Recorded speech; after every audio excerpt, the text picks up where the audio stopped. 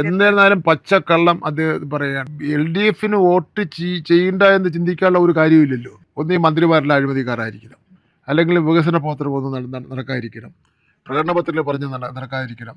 ഈ UDFകാർക്ക് കഴിഞ്ഞ 5 വർഷക്കാലം മറ്റേ ഒരു അവിശ്വാസ പ്രമേയം പോലും കൊണ്ടുവരാൻ വേണ്ടി പറ്റിയില്ലല്ലോ ഈ നിയമസഭയിൽ. അവർക്കൊരു അഴിമതി ആരോപണം കൊണ്ടുവരുന്നതിന് വേണ്ടി പറ്റിയില്ലല്ലോ. ഇവരെല്ലാം എൻ്റെ വകുപ്പിനെ പറ്റി പല വകുപ്പിനെ പറ്റിയൊക്കെ പോഴ്ത്തി നടന്നിട്ടില്ലേ ഇപ്പോൾ അവസാനം വന്ന് നമ്മളെ ചീത്ത പറയുന്ന വിശേഷം ഉണ്ടായിട്ടുള്ളത്. 2016 മുമ്പ് കേരളം എങ്ങനെയായിരുന്നു അതിലെത്തേക്ക് കൊണ്ടുപോകുക എന്നാണ് അതിൻ്റെ അർത്ഥം. 2016 പിണറായി വിജയൻ ബഹുമാനപ്പെട്ട മുഖ്യമന്ത്രി ചുമതലയേൽക്കുന്ന അവസരത്തിൽ കേരളം സ്തംഭിച്ച് നിൽക്കുകയായിരുന്നു എല്ലാ രംഗത്തും. വിദ്യാഭ്യാസ രംഗത്താണെങ്കിലും സ്കൂളുകൾ ലേലം വിളിച്ചുകൊണ്ടിരിക്കുകയായിരുന്നു, ആശുപത്രികൾ പൂട്ടിക്കൊണ്ടിരിക്കുകയായിരുന്നു, പൊതുമേഖലാ സ്ഥാപനങ്ങൾ പൂട്ടുന്ന സാഹചര്യം ഉണ്ടായിരുന്നു, മന്ത്രിമാർക്കെതിരെ അഴിമതി ആരോപണം ഉണ്ടായിരുന്നു. ഇത് മാത്രമല്ല, ഏതെല്ലാം വൃത്തികെട്ട രൂപത്തിലുള്ള ആക്ഷേപങ്ങളാണോ അന്നന്ന് കേൾക്കേണ്ടി വന്നിട്ടുള്ളത്. അപ്പം അതിന് 2 ടേമായില്ലേ, മൂന്നാമത്തെ ടേമും കൂടെ എന്തിനെന്ന് ചോദിക്കുന്നവരോട് പറയാനുള്ളത് 2016 പോകണമെന്നാണോ നിങ്ങൾ ചിന്തിക്കുന്നത്? 2016 നിന്ന് പുറകോട്ട് പോകണ്ടെന്നുണ്ടെങ്കിൽ 2016 ശേഷമുള്ള 10 വർഷത്തെ പോലുള്ള ഈ സുവർണ കാലഘട്ടത്തിലേക്ക് വീണ്ടും പോകണമെന്നുണ്ടെങ്കിൽ നിങ്ങൾ ഇടതുപക്ഷ ജനാധിപത്യ മുന്നണിക്ക് വോട്ട് ചെയ്യണം, വിജയിപ്പിക്കണമെന്നാണ് അഭ്യർത്ഥിക്കാറുള്ളത്. ജനങ്ങൾ മനസ്സിലാക്കേണ്ടത്, അല്ലെങ്കിൽ ഇത് ശ്രദ്ധിക്കുന്നവർ മനസ്സിലാക്കേണ്ടത്, PMC ഒപ്പിട്ടത് കൊണ്ട് വിദ്യാഭ്യാസ മന്ത്രിയുടെ നയത്തിൽ നിന്നും ഒരു മാറ്റവും വന്നിട്ടില്ല. വിദ്യാഭ്യാസ മന്ത്രി BJP സഹായിച്ചു എന്നുള്ള നിലയിലുള്ള ഒരു കുപ്രചരണമൊക്കെ ചില കേന്ദ്രങ്ങളിൽ നിന്നൊക്കെ അടിച്ചുവിട്ടിട്ടുണ്ട്. കഴിഞ്ഞ തിരഞ്ഞെടുപ്പിന്റെ സമയത്ത് ബഹുമാന്യനായ മുഖ്യമന്ത്രിയുടെ ഒരു വലിയ പ്രഖ്യാപനം ഉണ്ടായിരുന്നു, ഒരു അക്കൗണ്ട് ഞങ്ങൾ പൂട്ടിക്കും എന്നത്. ആ അക്കൗണ്ട് പൂട്ടിച്ച ഒരാളാണ് നമ്മുടെ ഒപ്പം ഇന്ന് ഉള്ളത്. കേരളത്തിൽ എല്ലാവരും ഉറ്റുനോക്കിയിരുന്ന ഒരു മണ്ഡലം നേമം. ആ മണ്ഡലത്തിലെ പ്രതിനിധി, ആ മണ്ഡലത്തിൻ്റെ നേതാവ്, ആ ജില്ലയിലെ തന്നെ പ്രധാന രാഷ്ട്രീയ പ്രവർത്തകൻ ശ്രീ V. ശിവൻകുട്ടി, കേരളത്തിൻ്റെ ബഹുമാന്യനായ വിദ്യാഭ്യാസ തൊഴിൽ വകുപ്പ് മന്ത്രി നമ്മളോടൊപ്പമുണ്ട്. അദ്ദേഹത്തെ സ്വാഗതം ചെയ്യാം. നമസ്കാരം മിനിസ്റ്റർ. നമസ്കാരം. മിനിസ്റ്റർ ന്യൂസ് ടോക്സിലേക്ക് വന്നതിൽ വലിയ സന്തോഷം. തിരുവനന്തപുരത്തുള്ള ഒരാളെന്ന നിലയിൽ എനിക്ക് അത് അഭിമാനവും കൂടിയാണ്. ഇപ്പോൾ തിരുവനന്തപുരത്തെ 14 മണ്ഡലങ്ങളിൽ 13 LDFൻ്റെ കയ്യിലാണ്. അതിലേറ്റവും മുടയുള്ള മന്ത്രിയായിട്ട് തിരുവനന്തപുരംകാർക്ക് കൂടി ഒരു അഹങ്കാരമായിട്ടുള്ള മന്ത്രിയാണ്. എന്നാൽ അതേസമയം കുട്ടികൾക്ക് മന്ത്രി അപ്പൂപ്പനാണ്. ഇപ്പോൾ 2 സമീപനമാണ് 2 മേഖലകളിലായി. അപ്പം മന്ത്രി അപ്പൂപ്പൻ എന്നുള്ള വിളി ഈ അടുത്ത് വിദ്യാർത്ഥികളിൽ നിന്ന് ലഭിക്കുക എന്ന് പറഞ്ഞാൽ, ഇപ്പോൾ മുതിർന്നവരിൽ നിന്ന് പല അംഗീകാരങ്ങൾ ലഭിക്കും, പക്ഷെ അഡ്മിനിസ്ട്രേറ്റീവ് ബുദ്ധിമുട്ടുകൾ കുഞ്ഞുങ്ങൾക്ക് അറിയേണ്ട കാര്യമില്ല. അവർക്ക് കാര്യം നടക്കണം, അത്രയേ ഉള്ളൂ. അപ്പോൾ കാര്യം നടന്നു കാണുന്നു എന്നുള്ളത് കൊണ്ടാണ് അവർ ആ സ്നേഹത്തോടെ ആ അംഗീകാരം തരുന്നത്. അത് കേൾക്കുമ്പോൾ എന്ത് തോന്നുന്നു മിനിസ്റ്റർ?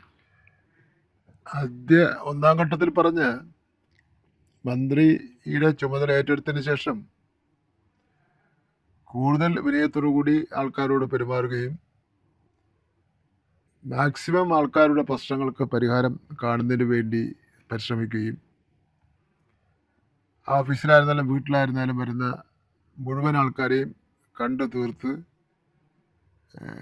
പാവപ്പെട്ടവരും സാധാരണക്കാരായിരിക്കുമല്ലോ നമ്മുടെ വീടുകളിലൊക്കെ വരുന്നത്. അപ്പം അവരോട് അത്രയും സൗഹാർദ്ദപരമായും സ്നേഹപരമായിട്ടുള്ള പെരുമാറ്റത്തിലൂടെ കാര്യങ്ങൾ കൈകാര്യം ചെയ്യുന്നത് കൊണ്ടാണ് ഏറ്റവും ടഫായിട്ടുള്ള മണ്ഡലമാണ് തിരുവനന്തപുരം ഈസ്റ്റ് എന്ന് പറയുന്നത്. ആദ്യമായിട്ട് ഞാൻ മത്സരിക്കുന്നത്. ഞാൻ 10-20 വർഷക്കാലം കോൺഗ്രസിൻ്റെ കയ്യിലിരുന്ന മണ്ഡലമാണ്. അതിനുശേഷം മത്സരിക്കുന്നത് നേമമാണ്. ഒരു പ്രാവശ്യം ഒഴികെ ബാക്കി എല്ലാ പ്രാവശ്യവും നേമത്തിൽ നിന്ന് ജയിച്ചു. അപ്പോൾ അത് അങ്ങനെ ഉള്ള ഒരു പ്രവർത്തനം, ജനങ്ങൾക്ക് ഇഷ്ടപ്പെടുന്ന രൂപത്തിലുള്ള പ്രവർത്തനം നടത്തുന്നു എന്ന് ജനങ്ങൾക്ക് ഉത്തമ ബോധ്യമുള്ളതിൻ്റെ അടിസ്ഥാനത്തിലാണ് നമുക്ക് വീണ്ടും ഈ അംഗീകാരങ്ങൾ കിട്ടുന്നത്. പാർട്ടി ഏൽപ്പിക്കുന്ന ചുമതല, ആ ചുമതലയ്ക്ക് ഒട്ടും കോട്ടം തട്ടാതെ കാര്യങ്ങൾ ചെയ്യുന്നു എന്നുള്ളതാണ് ഏറ്റവും പ്രധാനപ്പെട്ട കാര്യം. അധികാര സ്ഥാനത്തിരിക്കുമ്പോൾ ഈ ഉദ്യോഗസ്ഥന്മാർ പറയുന്നത് മാത്രം കേട്ടുകൊണ്ട് ഒരു തീരുമാനം എടുക്കുകയല്ല ചെയ്യുന്നത്.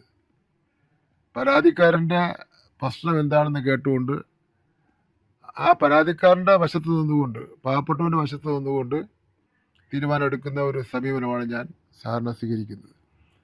ആ തീരുമാനം എടുക്കാനും ഉത്തരവ് ഇറക്കാനുള്ള അധികാരം ഉള്ളതുകൊണ്ട് അങ്ങനെ ആ അധികാരം പാവപ്പെട്ടവന് വേണ്ടി പ്രയോജനപ്പെടുത്തും എന്നുള്ളതാണ്.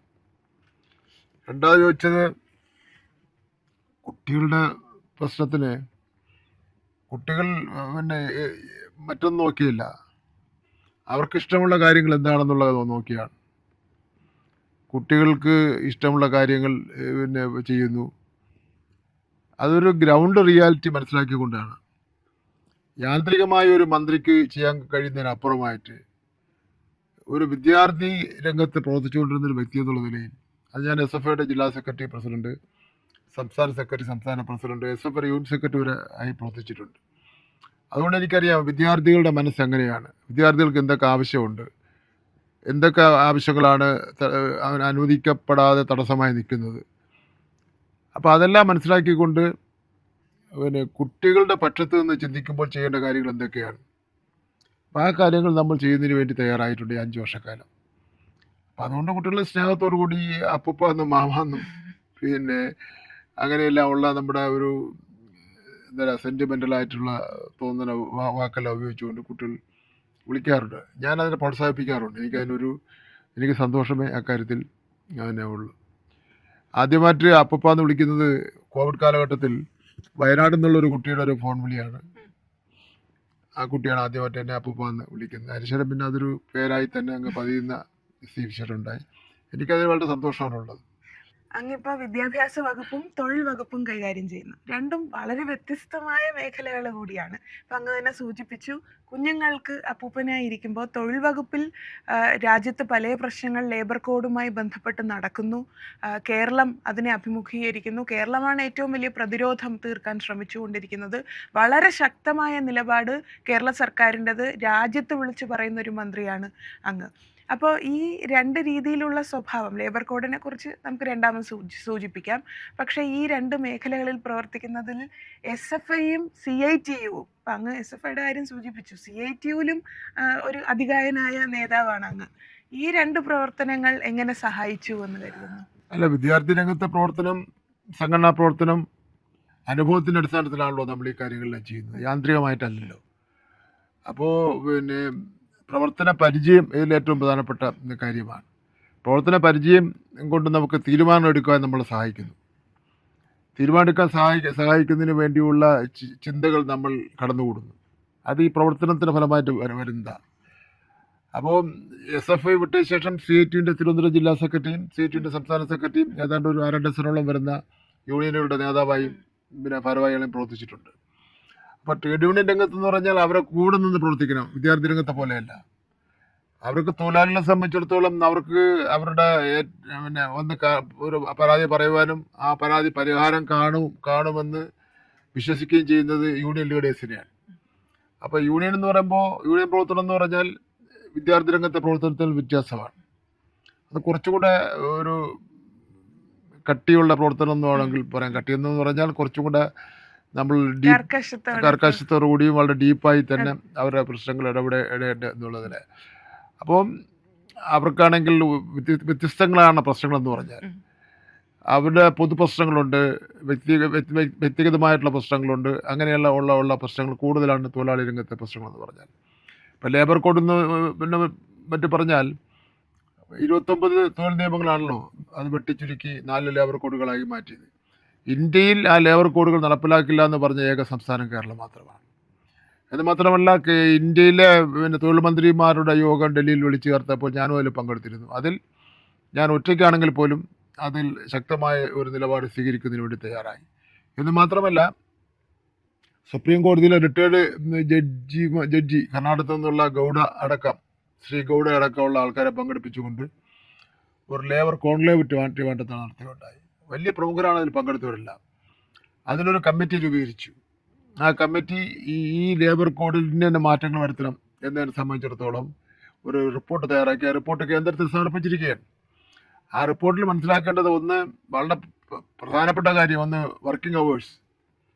8 മണിക്കൂർ ജോലി, 8 മണിക്കൂർ കൂലി എന്നാണല്ലോ സാർവദേശീയമായി നമ്മൾ പറയപ്പെടുന്ന ഒരു മുദ്രാവാക്യം എന്ന് പറയുന്നത്. ഇത് 14 മണിക്കൂർ ജോലി ചെയ്യണമെന്നടക്കമാണ് ഇതിൽ പറയുന്നത്. അപ്പോൾ തൊഴിലാളികളുടെ ജോലി സമയം കൂടുന്നു, തൊഴിലാളിക്ക് വിലപേശുന്നതിന് വേണ്ടി അധികാരം പോകുന്നു, യൂണിയൻ രൂപീകരിക്കുന്നതിന് വേണ്ടിയുള്ള അവകാശം ഇല്ലാതാവുന്നു. പിന്നെ ഏത് തീരുമാനത്തിനും അവസാനം മുതലാളിയുടെ വാക്കുകളാണ് അവസാന തീരുമാനമായി വരുന്നത്. ആ നിലയിൽ ഇന്ത്യൻ കോർപ്പറേറ്റുകളെ സഹായിക്കുന്ന നിലയിലുള്ള ഒരു തൊഴിൽ നിയമമാണ് ലേബർ കോഡിൽ കൊണ്ടുവന്നിരിക്കുന്നത്. അത് കേരളത്തിൽ നടപ്പിലാക്കുക എന്ന പ്രശ്നമേ ഇല്ലെന്നുള്ള കാര്യം നമ്മൾ പറഞ്ഞിട്ടുണ്ട്. എന്ന് മാത്രമല്ല, ഇപ്പം കേന്ദ്ര ഗവൺമെൻറ്റിൻ്റെ വിവിധ സ്കീമുകളുണ്ട്. അപ്പോൾ അതിലേറ്റവും പ്രധാനപ്പെട്ടതാണ് SSK എന്ന് പറയുന്ന സമഗ്ര ശിക്ഷ കേരളയ്ക്ക് തരുന്ന ഫണ്ടെന്ന് പറയുന്നത്. ആ ഫണ്ട് ഉപയോഗിച്ചുകൊണ്ട് പാവപ്പെട്ട കുട്ടികൾക്ക് ഒരുപാട് പാഠപുസ്തകത്തിന് പ്രിൻറ്റിങ്, അതിലെ പ്രവേശനോത്സവം, പട്ടികജാതി കോളനികളിലെ വിദ്യാർത്ഥികൾക്കുള്ള സഹായം, അധ്യാപകർക്കുള്ള ശമ്പളം, അങ്ങനെ ഒരുപാട് കാര്യങ്ങളാണ് ചെയ്തുകൊണ്ടിരിക്കുന്നത്. ഇപ്പം നമുക്ക് ഏതാണ്ട് 1500 കോടി രൂപ കിട്ടാനുണ്ടായിരുന്നു. എന്തുകൊണ്ട് തരുന്നില്ലെന്ന് ചോദിച്ചാൽ NEP നാഷണൽ എഡ്യൂക്കേഷൻ പോളിസിയിൽ ഒപ്പിട്ടില്ല എന്നുള്ള ഒരു കാര്യം കൊണ്ടാണ്. പക്ഷേ നാഷണൽ എഡ്യൂക്കേഷൻ പോളിസി ആദ്യമായി എതിർക്കുന്ന ഇന്ത്യയിലെ ഏക സംസ്ഥാനം കേരളമാണ്. എന്ന് മാത്രമല്ല, ഈ പാഠപുസ്തകം ഇന്ന് കേന്ദ്ര ഗവൺമെൻറ്റിൻ്റെ സ്ഥാപനമായിട്ടുള്ള സ്ഥാപനം പ്രിൻ്റ് ചെയ്ത NCERT പ്രിൻ്റ് ചെയ്തപ്പോൾ മഹാത്മാഗാന്ധിയുടെ അസാസിനേഷൻ, അതുപോലെ മുഗൾ രാജാക്കന്മാരുടെ ഭരണകാലം, പിന്നെ സയൻസിൻ്റെ ചില വിഷയങ്ങൾ, പിന്നെ അത്തരത്തിലുള്ള ഒരുപാട് കാര്യങ്ങൾ ഒഴിവാക്കുന്ന സമീപനം സ്വീകരിച്ചിരുന്നു. പരിണാമ സിദ്ധാന്തം, ഗുജറാത്ത് കലാപം അടക്കമുള്ള ഒരുപാട് കാര്യങ്ങൾ. ഇപ്പോൾ കുട്ടികൾ ചരിത്രം പഠിക്കാൻ പാടില്ല. കാരണം ഇപ്പോൾ 1ാം ക്ലാസ്സിൽ ചേരുന്ന കുട്ടി അവൻ 10ാം ക്ലാസ്സിൽ വരുമ്പോൾ മഹാത്മാഗാന്ധിയെ മറക്കണം, ഗുജറാത്ത് കലാപത്തെ മറക്കണം, പരിണാമ സിദ്ധാന്തത്തെ മറക്കണം. അങ്ങനെ ആ ഉദ്ദേശത്തോടുകൂടി അപ്പോൾ അത് ഒഴിവാക്കിക്കൊണ്ട് പാഠപുസ്തകം ഇറക്കിയപ്പോൾ ബദൽ പാഠപുസ്തകം ഇറക്കിയ സംസ്ഥാനം കേരളം മാത്രമാണ്. അതെല്ലാം ഉൾപ്പെടുത്തിക്കൊണ്ട്, ഒഴിവാക്കിയത് മുഴുവൻ ഉൾപ്പെടുത്തിക്കൊണ്ട് ബദൽ പാഠപുസ്തകം ഇറക്കുകയും ആ പാഠപുസ്തകം ഇറക്കിയാൽ മാത്രം പോരല്ലോ, കുട്ടികൾ പഠിക്കുകയാണല്ലോ. കുട്ടികൾ പഠിക്കുന്നതിന് വേണ്ടി നിശ്ചയിക്കുകയും പരീക്ഷ നടത്തുകയും ചെയ്ത ഏക സംസ്ഥാനം കേരളം മാത്രമാണ്. അപ്പോൾ ഇതിനിടയിലാണ് ഒരു പ്രശ്നം ഉണ്ടായിട്ടുള്ളത്. PM ശ്രീയിൽ ഒപ്പുവെച്ചോ ഇല്ലയോ എന്നതിനെ സംബന്ധിച്ചിട്ടുള്ളത്. യഥാർത്ഥത്തിൽ നമ്മൾ ജനങ്ങൾ മനസ്സിലാക്കേണ്ടത്, അല്ലെങ്കിൽ ഇത് ശ്രദ്ധിക്കുന്നവർ മനസ്സിലാക്കേണ്ടത്, PM ശ്രീ ഒപ്പിട്ടത് കൊണ്ട് വിദ്യാഭ്യാസ മന്ത്രിയുടെ നയത്തിൽ നിന്നും ഒരു മാറ്റവും വന്നിട്ടില്ല. വിദ്യാഭ്യാസ മന്ത്രി BJP സഹായിച്ചു എന്നുള്ള നിലയിലുള്ള ഒരു കുപ്രചരണമൊക്കെ ചില കേന്ദ്രങ്ങളിൽ നിന്നൊക്കെ അടിച്ചുവിട്ടിട്ടുണ്ട്. കേരളത്തിൽ പിന്നെ ഇടതുപക്ഷ ജനാധിപത്യ പ്രസ്ഥാനവും കമ്മ്യൂണിസ്റ്റ് പാർട്ടി ഓഫ് ഇന്ത്യ മാർക്സിസ്റ്റിൻ്റെയും പിന്നെ BJP RSSനോടുള്ള നയം ശക്തമായി നടപ്പിലാക്കിക്കൊണ്ടിരിക്കുന്ന വ്യക്തികളിൽ ഒരാളാണ് ഞാനും. അപ്പം അതൊന്നും പറഞ്ഞ് നമ്മളെ ക്ഷീണപ്പെടുത്താൻ വേണ്ടി നോക്കേണ്ട. ഇപ്പൊ അത്തരം വർത്തമാനങ്ങൾ പല കോണുകളിൽ നിന്ന് രൂപപ്പെട്ടാലും ഞങ്ങൾക്കൊക്കെ മനസ്സിലായിട്ടുള്ള ഒരു കാര്യം അങ്ങയോട് പറയാൻ ആഗ്രഹിക്കുന്നത്, ജനങ്ങൾക്ക് കൃത്യമായ ബോധ്യമുണ്ട് എന്നതാണ്. ഒന്ന്, വി ശിവൻകുട്ടി എന്താണ് എന്നതും വിദ്യാഭ്യാസ വകുപ്പ് മന്ത്രിയുടെ ഉദ്ദേശവും അജണ്ടയും എന്താണ് എന്നത്. ഇപ്പോൾ ഏറ്റവും പ്രധാനപ്പെട്ട ഒരു ചാനലിലെ സർവേയിൽ ഏറ്റവും മികച്ച മന്ത്രി വിദ്യാഭ്യാസ തൊഴിൽ വകുപ്പ് മന്ത്രിയായി മാറിയിട്ടുണ്ട്. അപ്പോൾ അത് നമ്മുടെ എല്ലാവരുടെയും, അത് ജനങ്ങളുടെ ഒരു അംഗീകാരവും കൂടിയാണല്ലോ. അപ്പോൾ അത് നിയമമണ്ഡലത്തിന് അപ്പുറമാണ്. ഏറ്റവും മികച്ച MLA എന്ന നിലയിലല്ല, ഏറ്റവും മികച്ച മന്ത്രിയാണ്. ഇപ്പൊ നിയമമണ്ഡലത്തിലെ കാര്യം സൂചിപ്പിച്ചാൽ, നേരത്തെ തന്നെ അങ്ങ് വാഴമുട്ട പ്രദേശത്തുള്ള സ്കൂളിന്റെ കാര്യം പറഞ്ഞു. നിയമമണ്ഡലത്തിൽ 23ഓളം സ്കൂളുണ്ട്. അത് എല്ലാം സ്മാർട്ട് ആക്കിയോ കേരളത്തിലെ പോലെ? 19 സ്കൂളും ആയി, മറ്റത് തറക്കല്ലിട്ടു. 23 സ്കൂളിലും പുതിയ ഘട്ടങ്ങളായി. 1 കോടിയും 2 കോടിയും 3 കോടി മുതൽ 12 കോടി വരെ രൂപ ചെലവഴിച്ച് ആയി. ഇപ്പൊ സ്കൂളുകൾക്ക് പുറമെ നേമത്തെ MLA എന്ന നിലയിൽ അങ്ങേക്ക് മുടവൻമുകൾ പാലം ഒരു പ്രധാനപ്പെട്ട പദ്ധതിയാണ്. പിന്നെ അതുപോലെ തിരുമല ആ റോഡ്, തൃക്കണ്ണാപുരം റോഡ്, അത് ദീർഘകാലത്തെ ആവശ്യം, അത് എന്നോ ആരംഭിച്ചതാണ്. 25 വർഷത്തിന് മുമ്പ് ആരംഭിച്ചതാണ്. അതെന്തുകൊണ്ടായിരിക്കും അങ്ങനെ? അത് പല പ്രശ്നങ്ങളിലും കൊണ്ട് പല പ്രശ്നങ്ങളെന്ന് വെച്ചാൽ റവന്യൂ ഡിപ്പാർട്ട്മെന്റ്, വിവിധ ഡിപ്പാർട്ട്മെന്റിന്റെ ഒക്കെ പ്രശ്നം ഉണ്ടായിരുന്നു. അതൊരു നാഷണൽ ഹൈവേക്കാൾ ബെറ്റർ റോഡാണ്. അപ്പോൾ അതുകൊണ്ട് അതിൻ്റെ ഈ യൂട്ടിലിറ്റി സർവീസൊക്കെ ഭൂമിക്കടിയിൽ ആക്കണമെന്നുള്ള പ്രശ്നം ഉണ്ടായിരുന്നു. അപ്പോൾ അതിൻ്റെ ഫലമായിട്ടൊക്കെ നീണ്ടുപോയി. എന്തായാലും ഇപ്പം അത് സാക്ഷാത്കരിച്ചു. 20 വർഷത്തിന് ശേഷം സാക്ഷാത്കരിച്ചു എന്ന് വേണം പറയാം. എന്ന് മാത്രമല്ല, നിയമമണ്ഡലത്തിൽ ഏതാണ്ട് 1000 കോടി രൂപയുടെ വികസന പദ്ധതി നടന്നിട്ടുണ്ട്. അത് BJPയുടെ സംസ്ഥാന പ്രസിഡന്റും നേമത്തെ സ്ഥാനാർത്ഥിയും പറയുന്നത് കേട്ടു. പിന്നെ ഇതൊന്നും വികസനം നടന്നിട്ടേ ഇല്ല എന്ന് പറഞ്ഞുകൊണ്ട് ഒരു കുറ്റവിചാരണ നടത്തുന്ന സംഗതി ഉണ്ടായിരുന്നു. ഞാൻ അദ്ദേഹത്തിനെ ഞാൻ വെല്ലുവിളിച്ചു. 2-3 വേദികളിൽ വെല്ലുവിളിച്ച് പറഞ്ഞു, പത്രമാധ്യമങ്ങളിലും പറഞ്ഞു. ഇന്നിപ്പോൾ ഞാനൊരു പത്രക്കാരോടും പറയുന്നുണ്ട്, അദ്ദേഹം വരട്ടെ, നമുക്കൊരു സൗഹാർദ്ദമായിട്ടുള്ള ഒരു സംഭാഷണം നടത്താം പബ്ലിക്കിൻ്റെ മുന്നിൽ വെച്ച്, അല്ലെങ്കിൽ മാധ്യമങ്ങളുടെ മുന്നിൽ വെച്ചിട്ട്.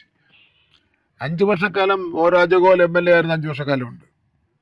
അദ്ദേഹത്തിന് ഞാൻ കുറ്റം പറയില്ല. കാരണം അദ്ദേഹത്തിൻ്റെ പ്രായം, അദ്ദേഹത്തിന് പിന്നെ മറ്റ് MLA ചെയ്യുന്ന പോലെ ഓടി എല്ലാ ഓഫീസുകളിലും കയറി ഇറങ്ങി ഉദ്യോഗസ്ഥന്മാരെല്ലാം വിളിച്ചുകൊണ്ട് ചെയ്യാൻ വേണ്ടി പറ്റില്ല. അദ്ദേഹത്തിൻ്റെ നിന്ന് ഒരു പാലം കെട്ടാൻ, അദ്ദേഹത്തിൻ്റെ മുൻകൈ എടുത്തുകൊണ്ട് ഒരു പാലം കെട്ടാനും ഒരു റോഡ് നന്നാക്കണമെന്നും ഞാനൊന്നും പ്രതീക്ഷിക്കുന്നില്ല. അദ്ദേഹം സഭയിൽ ഉണ്ടാവുന്നത് നല്ലത് തന്നെയാണ്, അദ്ദേഹത്തിനെ പോലുള്ള ഒരാളുണ്ടാവുന്നത് നല്ലത് തന്നെയാണ്. പക്ഷേ ആ 5 വർഷക്കാലം ഒന്നും നടന്നില്ല എന്നുള്ളതാണ് ഏറ്റവും പ്രധാനപ്പെട്ട പ്രശ്നം. വട്ടപൂജ്യമായിരുന്നു എന്നുള്ളതാണ്. പക്ഷേ ഈ വർഷം ഞാൻ പറഞ്ഞാൽ ഏതാണ്ട് 1000 കോടി രൂപയുടെ വികസന പ്രവർത്തനം നടന്നിട്ടുണ്ട്. അതിൽ പുതിയൊരു ITA നിയമമണ്ഡലത്തിൽ വന്നിട്ടുണ്ട്. പ്രധാനപ്പെട്ട 4 കോഴ്സുകൾ തുടങ്ങിയിട്ടുണ്ട്. പിന്നെ അതുപോലെ തന്നെ കരിയർ ഡെവലപ്മെൻറ്റ് സെൻ്ററിൻ്റെ പുതിയൊരു ഓഫീസ് കരമന തുടങ്ങിയിട്ടുണ്ട്. നേരത്തെ പറഞ്ഞതുപോലെ പിന്നെ 10 പാലം അതിൻ്റെ നിർമ്മാണ പ്രവർത്തനം ആരംഭിച്ചിട്ടുണ്ട്. അതിൽ 1 ഉദ്ഘാടനം കഴിഞ്ഞു. നിയമം 30 കോടി രൂപ മുടക്കി നിയമ ആശുപത്രി ഏതാണ്ട് 8 നിലയുള്ള 2 ഘട്ടങ്ങളുടെ പണി പൂർത്തീകരിച്ചുകൊണ്ട് ഇരിക്കുകയാണ്. പിന്നെ റോഡുകളുടെ കാര്യമുണ്ട്. പിന്നെ ഇവിടെ ഒരു ടൂറിസ്റ്റ് കേന്ദ്രം ഉണ്ടായിരുന്നു. വ്യാഴാങ്കാൽ എന്ന് പറഞ്ഞ കരമന ജംഗ്ഷനിൽ നിന്ന് പോകുന്ന ഒരു 3 കിലോമീറ്റർ ദൂരം ഏതാണ്ട് 12 കോടി രൂപ മുടക്കി നിർമ്മിച്ചിട്ടുള്ള ഏറ്റവും ഭംഗിയായിട്ടുള്ള ഒരു ടൂറിസ്റ്റ് കേന്ദ്രം. നടപ്പാത, അതുപോലെ ഫുട്ബോൾ കളിക്കുന്നതിനുള്ള സൗകര്യം, സൈക്കിൾ ട്രാക്ക്, പിന്നെ ക്യാൻറ്റീൻ, കഫ്റ്റേരിയയുടെ സംവിധാനം ഒക്കെ. ഇതൊരു അവിടെ വളരെ കാട് പിടിച്ച് കിടന്ന ഒരു സ്ഥലമാണ്. അതിപ്പോൾ മനോഹരമായി ഇപ്പോൾ മിക്കവാറും വൈകുന്നേരം എല്ലാം ഹൗസ്ഫുള്ളാണ് അവിടെ ആൾക്കാരുടെ, രാവിലെ നടക്കാനും ഒക്കെ തന്നെ. അപ്പോൾ അങ്ങനെ നിയമത്തെ സംബന്ധിച്ചിടത്തോളം ഇനി എന്ത് ചെയ്യാനുണ്ട് എന്നുള്ളതാണ് ഇപ്പോൾ പ്രശ്നം. ഇനിയിപ്പോൾ എന്താണ് നമുക്കത് ചെയ്യാനുള്ളത്? ഇപ്പോൾ ഹോമിയോ ഹോസ്പിറ്റൽ, ഹോമിയോ ഡയറക്ടറേറ്റ് കഴിഞ്ഞ ആഴ്ച ഉദ്ഘാടനം ചെയ്തു. അതുപോലെ തന്നെ പിന്നെ രജിസ്ട്രേഷൻ ഓഫീസ് നേമത്ത്, അത് കഴിഞ്ഞ ആഴ്ച ഞാൻ തന്നെയാണ് കരുണാപ്പള്ളിക്ക് വരഞ്ഞത് പോയി ഉദ്ഘാടനം ചെയ്തത്. അപ്പോൾ ആ നിലയിൽ നോക്കുമ്പോൾ നിയമത്തിൻ്റെ വികസന കാര്യത്തിലൊന്നും ആർക്കും ഒന്നും പറയാൻ വേണ്ടി പറ്റില്ല. കാരണം ഇത് വിഷ്വലാണ്, കണ്ണുകൊണ്ട് കാണാൻ കഴിയുന്ന കാര്യങ്ങളാണ്. എന്നിരുന്നാലും പച്ചക്കള്ളം അദ്ദേഹം പറയുകയാണ്. അദ്ദേഹത്തെ സംബന്ധിച്ചിടത്തോളം ആണെങ്കിൽ അദ്ദേഹത്തിന് ഈ സ്ഥലത്തെ സംബന്ധിച്ചത് ഒരു ധാരണയില്ല. ആരെങ്കിലും എഴുതി കൊടുക്കുന്ന കാര്യമായിരിക്കും ഒരു വെച്ച് വായിക്കുന്നത്. അപ്പോൾ ഉദ്ഘാടനം ചെയ്തില്ല എന്ന് അദ്ദേഹം വായിക്കുക, അങ്ങനെ ഒരു പ്രശ്നം ഉണ്ട്. പിന്നെ അദ്ദേഹത്തിന് ഭാഷ ഒരു പ്രശ്നം ആണ്. പിന്നെ ഈ യഥാർത്ഥത്തിൽ ഈ സാധാരണക്കാരുടെ പ്രശ്നം എന്താണെന്ന് അദ്ദേഹം അറിയാൻ സാധ്യതയില്ലല്ലോ. അദ്ദേഹം ഇന്ത്യയിലെ ഏറ്റവും വലിയ വൻകിട കോർപ്പറേറ്റ് മാനേജറും. അദ്ദേഹത്തിന് മത്സരിക്കാൻ പറ്റിയെന്ന് വെച്ചാൽ ഇന്ത്യയിലെ കോർപ്പറേറ്റ് മാനേജ്മെൻറ്റിൻ്റെ എന്തെങ്കിലും അസോസിയേഷൻ ഉണ്ടെങ്കിൽ അതിലത്തേക്ക് മത്സരിച്ചാൽ ഏറ്റവും നന്നായി അതിൽ പെർഫോം ചെയ്യാൻ വേണ്ടി പറ്റും. പക്ഷെ അതേപോലെ ഇവിടെ പെർഫോം ചെയ്യാൻ വേണ്ടി പറ്റില്ല. ഇത് ഈ പാവപ്പെട്ടവൻ്റെ പിന്നെ വിയർപ്പിൻ്റെ ഗന്ധമൊന്നും ഇദ്ദേഹത്തിന് ഇഷ്ടപ്പെടണമെന്ന് ഇല്ലല്ലോ. അത് മാത്രമല്ല, കേരളത്തിൽ മത്സരിക്കുന്ന ഏറ്റവും വലിയ കുത്തക മുതലാളിയാണ് ഈ രാജീവ് ചന്ദ്രശേഖരൻ എന്ന് പറഞ്ഞത്. അപ്പം നേമത്തെ ജനങ്ങൾ ചിന്തിക്കുന്ന അങ്ങനെ ഒരു കുത്തക മുതലാളി ഞങ്ങളുടെ പ്രതിനിധി വേണോ, ഞങ്ങൾക്ക് എല്ലാ ദിവസവും എല്ലാ ആവശ്യങ്ങൾക്കും ചെന്ന് കാണാൻ കഴിയുന്ന ഒരു പ്രതിനിധി വേണമെന്നാണ് നേമത്തെ ജനങ്ങൾ ചിന്തിച്ചുകൊണ്ടിരിക്കുന്നത്. തീർച്ചയായും അങ്ങനെ ചിന്തിക്കും എന്ന് തന്നെ കരുതുന്നു. മിനിസ്റ്റർ എന്നുള്ള നിലയിലുള്ള കാര്യങ്ങൾ നമ്മൾ പറഞ്ഞു, MLA എന്നുള്ള നിലയിലുള്ള കാര്യങ്ങൾ സൂചിപ്പിച്ചു. പക്ഷേ ദീർഘകാലം നഗരസഭയുടെ മേയറായിരുന്നു തിരുവനന്തപുരം നഗരസഭയുടെ. ഇപ്പോൾ ഏറ്റവും അടുത്ത് വന്നിരിക്കുന്ന ഒരു ചർച്ച, ആറ്റുകാൽ പൊങ്കാലയുമായി ബന്ധപ്പെട്ട് കളക്ടറുടെ ഒരു റിപ്പോർട്ട് വരുമ്പോൾ ശുചീകരണത്തിൽ പാളിച്ച വന്നിട്ടുണ്ട്. 3 ദിവസമായും ശുചീകരണം പൂർണ്ണമായിട്ട് നടന്നിട്ടില്ല എന്നാണ് പറയുന്നത്. അപ്പോൾ ഞാൻ മന്ത്രി എന്ന നിലയിലല്ല ചോദിക്കുന്നത്, നഗരസഭയുടെ മേയറായിരുന്ന ഒരാൾ ഇത്തരം ശുചീകരണ പ്രവർത്തനങ്ങളിൽ ഗ്രീൻ സിറ്റി, ക്ലീൻ സിറ്റി ഒക്കെ കൊണ്ടുവന്ന ഒരാൾ എന്ന നിലയിൽ എന്താണ് നഗരസഭയ്ക്ക് സംഭവിച്ചതെന്ന്? നഗരസഭ ആ കാര്യത്തിൽ വലിയ പരാജയമായിരുന്നു. അവർ വിചാരിച്ചതുപോലെ കാര്യങ്ങൾ നടന്നില്ല. കാര്യങ്ങൾ നടക്കാതെ തന്നെ അവർ പിന്നെ നടന്നുവെന്ന് പ്രചരിപ്പിച്ചു. പിന്നെ എന്നത് മാത്രമല്ല, ഒരു 8-10 ഉദ്യോഗസ്ഥന്മാർ സ്ഥലം മാറ്റി. അതിൻ്റെ അർത്ഥം തന്നെ കുറ്റം കണ്ടുപിടിച്ചെന്നുള്ള കാര്യമാണല്ലോ.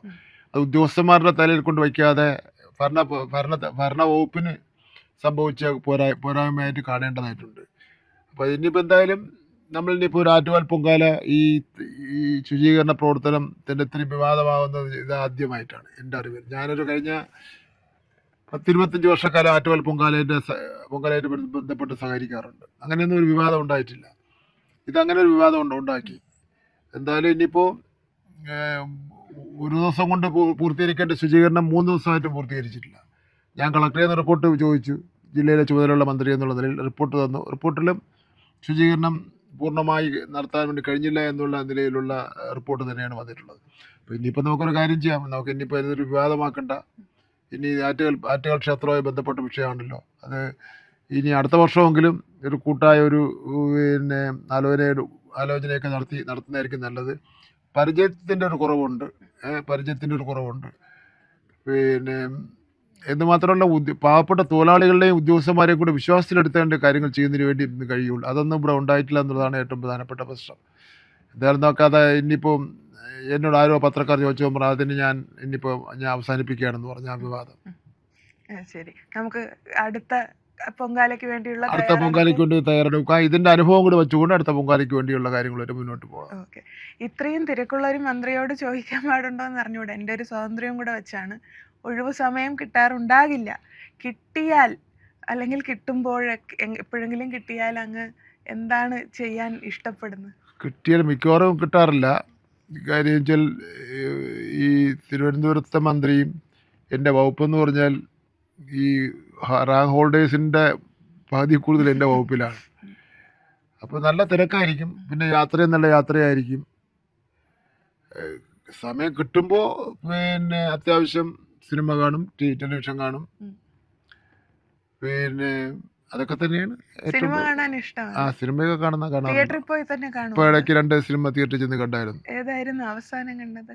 അവസാനം കണ്ടത് ഒന്ന് മമ്മൂട്ടിയുടെ കളങ്കാവ്. ഇഷ്ടപ്പെട്ടോ അത്? കൊള്ളാം, നല്ല സിനിമ. മമ്മൂട്ടിയാണ് ഏറ്റവും ഇഷ്ടപ്പെട്ട നടൻ. മമ്മൂട്ടി തന്നെയാണ്. മമ്മൂട്ടിയും അല്ല, നമ്മുടെ വിനായകനും നന്നായിട്ട് അഭിനയിച്ചിട്ടുണ്ട്. ഇപ്പൊ ഒരു മകന്റെ കല്യാണം ഈ അടുത്ത് കഴിഞ്ഞതേ ഉള്ളൂ.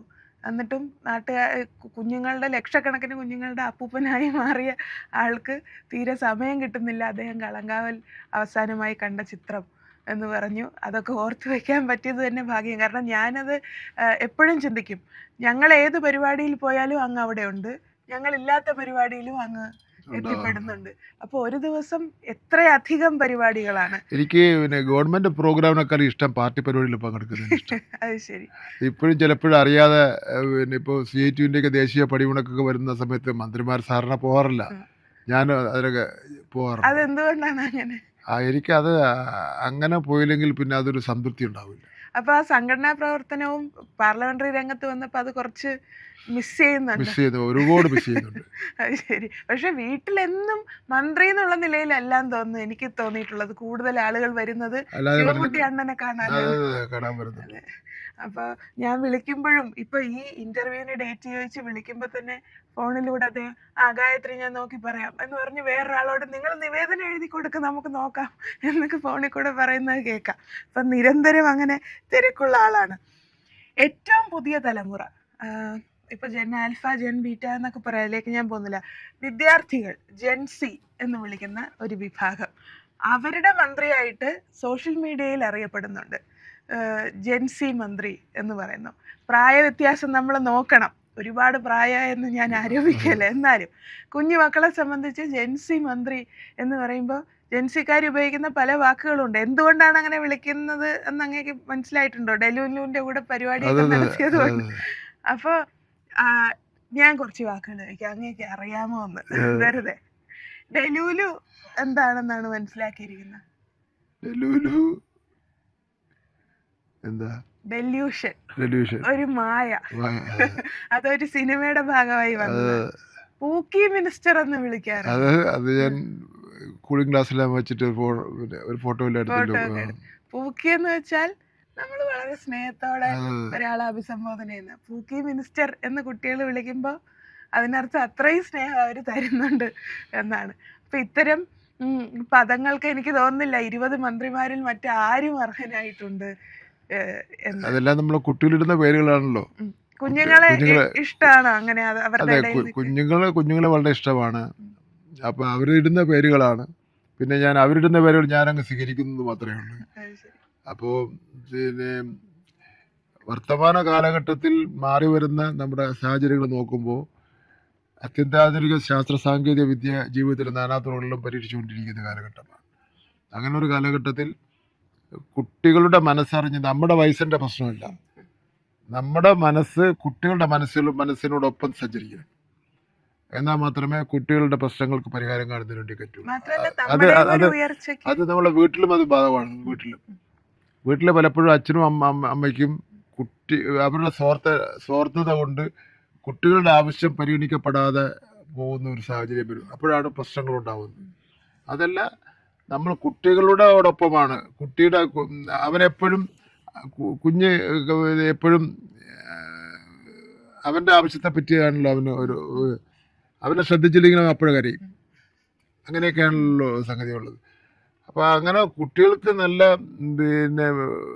സ്വാതന്ത്ര്യവും നല്ല ഒരു ആത്മവിശ്വാസവും സന്തോഷം നിറഞ്ഞ അവസരങ്ങളൊക്കെ തന്നെ ഉണ്ടാക്കുമ്പോൾ ആ ഒരു സ്നേഹം കുട്ടികളിൽ ഉണ്ടാവും. ഇപ്പോൾ ഞാനെല്ലാം സ്കൂളിൽ ചെല്ലുമ്പോൾ കുട്ടികൾക്കെല്ലാം വലിയ സ്വാതന്ത്ര്യമാണ്. ദിവസം ഒരു 100 കുട്ടികൾ ഫോൺ ചെയ്യാറുണ്ട്. ഇപ്പോൾ എൻ്റെ ഫോൺ ഇരിക്കണോ, ഇപ്പോൾ വിളിച്ചാലും ഞാൻ പിന്നെ ഇപ്പം കുറച്ച് ദിവസം എടുക്കുന്നില്ല. ഞാനത് എനിക്കറിയാം, കുറേയൊക്കെ എടുക്കാറുണ്ട്, മറുപടി വരാറുണ്ട്. എന്താണ് പറയുന്നത്? അവർക്ക് SLC പരീക്ഷയുടെ കാര്യം അറിയണം, പിന്നെ അതിന്റെ മാർക്കിന്റെ കാര്യം അറിയണം, പിന്നെ അങ്ങനെയൊക്കെ ഉള്ള ഓരോട് മന്ത്രിയോട് തന്നെ നേരിട്ട് ചോദിക്കണം. അപ്പൊ ഞാൻ ചോദിക്കാറുണ്ട്, നിങ്ങൾ നമ്പർ എവിടെ നിന്ന് എടുക്കുന്നത്? അപ്പൊ ഗൂഗിളിൽ നിന്ന് സെർച്ച് ചെയ്തെടുക്കുകയാണ്. അപ്പൊ ഇതില് നമ്പർ എന്റെ നമ്പറൊക്കെ എനിക്കറിയാലോ, അല്ലാതെ പറഞ്ഞ നമ്പർ എനിക്കറിയാം. ഇത് ഒരു കുട്ടിയായിരിക്കും വിളിക്കുന്നത്. കുട്ടിയുടെ അടുത്ത് അമ്മ ഉണ്ടാവും എന്നുള്ളത് എനിക്ക് ഉറപ്പാണ്. അവിടെ നിന്ന് പ്രോംപ്റ്റ് ചെയ്യുന്ന കേൾക്കാൻ വേണ്ടി കഴിയും. അപ്പം അതുകൊണ്ട് ഒരു 5 വർഷത്തെ വിദ്യാർത്ഥികളുമായിട്ടുള്ള ഒരു ജീവിതം എന്ന് പറയുന്നത് ഒരു പുതിയ അനുഭവം തന്നെയാണ്. മറ്റേ ഒരു വകുപ്പിനും കിട്ടാത്ത നിലയിലുള്ള ഒരു അനുഭവം തന്നെയാണ്. തൊഴിലാളികളും വിദ്യാർത്ഥികളെയും ഓരോ കോർത്തിണക്കിക്കൊണ്ട് മുന്നോട്ട് പോകുന്നതിന് വേണ്ടി കിട്ടിയ അനുഭവം എന്ന് പറയുന്നത് രാഷ്ട്രീയ ജീവിതത്തിൽ നമുക്ക് ഒരു പ്രവർത്തകന് കിട്ടാൻ കഴിയുന്ന ഏറ്റവും വലിയ അംഗീകാരമാണ് പാർട്ടി ഏൽപ്പിച്ചത്. പിന്നെ അത് ഒരു ബുദ്ധിമുട്ടുമില്ലാതെ, ഒരു പരാതിക്ക് ഇട നൽകാതെ ആ ഉത്തരവാദിത്തം നിർവഹിച്ചു എന്നുള്ളതിൽ ആത്മസംതൃപ്തിയുണ്ട്. ഇപ്പോൾ അവസാനമായ ഒരു കാര്യം കൂടി ചോദിച്ചോട്ടെ. തിരുവനന്തപുരം ജില്ല, ആ ജില്ലയിലെ മത്സര സ്വഭാവമാണ് കേരള സംസ്ഥാനത്തിലെ ഒരു ഗവൺമെന്റിന്റെ രൂപീകരണത്തെ സ്വാധീനിക്കുന്നതെന്നൊക്കെ പൊതുവെ പറയാറുണ്ട്. ഇപ്പൊ തിരുവനന്തപുരത്ത് 14-ൽ 13 LDF എന്ന് പറയുന്നത് പോലെ. അപ്പൊ അങ്ങക്ക് തോന്നുന്നുണ്ടോ ആ ഒരു ട്രെൻഡ് LDF 3.0 ഉണ്ടാകും എന്ന്? ഉറപ്പല്ലേ? ഇപ്രാവശ്യം 13-ൽ, കഴിഞ്ഞ വർഷം 13-ൽ 14-ൽ 13 ഇപ്രാവശ്യം കോളം കൂടി പിടിച്ചെടുക്കാനുള്ള ശ്രമത്തിലാണ്. തീർച്ചയായിട്ടും അതിന് LDFന് വോട്ട് ചെയ്യണ്ട എന്ന് ചിന്തിക്കാനുള്ള ഒരു കാര്യമില്ലല്ലോ. അങ്ങനെയല്ലേ പറയേണ്ടത്? ഒന്നീ മന്ത്രിമാരിലെ അഴിമതിക്കാരായിരിക്കണം, അല്ലെങ്കിൽ വികസന പ്രവർത്തനമൊന്നും നടക്കാതിരിക്കണം, പ്രകടന പത്രികയിൽ പറഞ്ഞ് നടക്കാതിരിക്കണം. ഈ UDFകാർക്ക് കഴിഞ്ഞ 5 വർഷക്കാലം മറ്റേ ഒരു അവിശ്വാസ പ്രമേയം പോലും കൊണ്ടുവരാൻ വേണ്ടി പറ്റിയില്ലല്ലോ. ഈ നിയമസഭയിൽ അവർക്കൊരു അഴിമതി ആരോപണം കൊണ്ടുവരുന്നതിന് വേണ്ടി പറ്റിയില്ലല്ലോ. ഇവരെല്ലാം എൻ്റെ വകുപ്പിനെ പറ്റി, പല വകുപ്പിനെ പറ്റിയൊക്കെ പോഴ്ത്തി നടന്നിട്ടില്ലേ ഇപ്പോൾ അവസാനം വന്ന് നമ്മളെ ചീത്ത പറയുന്ന വിശേഷം ഉണ്ടായിട്ടുള്ളത്. അപ്പോൾ അവരെ സംബന്ധിച്ചിടത്തോളം ഈ കിഫി ഫണ്ട് ഉപയോഗിച്ചുകൊണ്ട് ഏറ്റവും കൂടുതൽ വർക്ക് നടന്നിട്ടുള്ളത് പ്രതിപക്ഷത്തിൻ്റെ മണ്ഡലങ്ങളിലാണ്. അപ്പോൾ അവർക്ക് വികസനത്തെപ്പറ്റി ഒന്നും പറയാനില്ല, മന്ത്രിമാരുടെ പെർഫോമൻസ് സംബന്ധിച്ചിടത്തൊന്നും പറയാനില്ല, മന്ത്രിമാർക്കെതിരെ അഴിമതി ആരോപണം പറയാനില്ല, പിന്നെ ഗവൺമെൻറ്റിനെ സംബന്ധിച്ചിടത്തോളം പൊതുവായിട്ടുള്ള കുറ്റം പറയാനൊന്നുമില്ല. പിന്നെ എന്തുകൊണ്ട് LDF വീണ്ടും മൂന്നാമത് വന്നുകൂടാ എന്നുള്ള പ്രശ്നമാണ് നമ്മൾ ജനങ്ങളുടെ ഇടയിൽ ചർച്ച ചെയ്തുകൊണ്ടിരിക്കുന്നത്. അതിനിപ്പോ വരുന്ന ഒരു കാര്യം, 2 ടേം ആയില്ലേ, ഇനി LDF മാറി നിൽക്കട്ടെ എന്ന് പറയുന്ന ഒരു വിഭാഗം. 2 ടേം ആയി LDF മാറി നിൽക്കട്ടെ എന്ന് വെച്ചാൽ 2016 മുമ്പ് കേരളം എങ്ങനെയായിരുന്നു അതിലേക്ക് കൊണ്ടുപോകുക എന്നാണ് അതിൻ്റെ അർത്ഥം. 2016 പിണറായി വിജയൻ ബഹുമാനപ്പെട്ട മുഖ്യമന്ത്രി ചുമതല ഏൽക്കുന്ന അവസരത്തിൽ കേരളം സ്തംഭിച്ച് നിൽക്കുകയായിരുന്നു എല്ലാ രംഗത്തും. വിദ്യാഭ്യാസ രംഗത്താണെങ്കിലും സ്കൂളുകൾ ലേലം വിളിച്ചുകൊണ്ടിരിക്കുകയായിരുന്നു, ആശുപത്രികൾ പൂട്ടിക്കൊണ്ടിരിക്കുകയായിരുന്നു, പൊതുമേഖലാ സ്ഥാപനങ്ങൾ പൂട്ടുന്ന സാഹചര്യം ഉണ്ടായിരുന്നു, മന്ത്രിമാർക്കെതിരെ അഴിമതി ആരോപണങ്ങൾ ഉണ്ടായിരുന്നു. ഇത് മാത്രമല്ല, ഏതെല്ലാം വൃത്തികെട്ട രൂപത്തിലുള്ള ആക്ഷേപങ്ങളാണോ അന്നന്ന് കേൾക്കേണ്ടി വന്നിട്ടുള്ളത്. അപ്പം അതിന് 2 ടേം ആയില്ലേ, ഇനി മൂന്നാമത്തെ ടേം കൂടെ പിന്നെ എന്തിനെന്ന് ചോദിക്കുന്നവരോട് പറയാനുള്ളത്, 2016 പോകണമെന്നാണോ നിങ്ങൾ ചിന്തിക്കുന്നത്? 2016 നിന്ന് പുറകോട്ട് പോകണ്ടെന്നുണ്ടെങ്കിൽ 2016 ശേഷമുള്ള 10 വർഷത്തെ പോലുള്ള ഈ സുവർണ കാലഘട്ടത്തിലേക്ക് വീണ്ടും പോകണമെന്നുണ്ടെങ്കിൽ നിങ്ങൾ ഇടതുപക്ഷ ജനാധിപത്യ മുന്നണിക്ക് വോട്ട് ചെയ്യണം, വിജയിപ്പിക്കണമെന്നാണ് അഭ്യർത്ഥിക്കാറുള്ളത്. വളരെ നന്ദി മിനിസ്റ്റർ. വളരെ പ്രധാനപ്പെട്ട ചില കാര്യങ്ങൾ അങ്ങുമായി സംവദിക്കാൻ കഴിഞ്ഞു.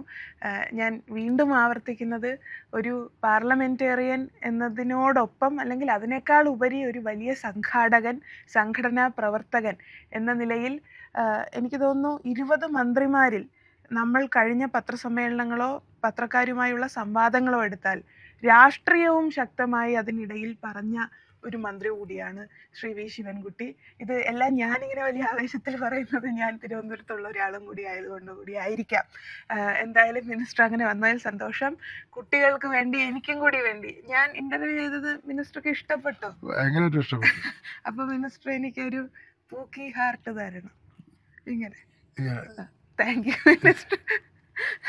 പൂക്കി മിനിസ്റ്ററുമായുള്ള ഇന്റർവ്യൂ അവസാനിക്കുന്നു. നന്ദി മിനിസ്റ്റർ.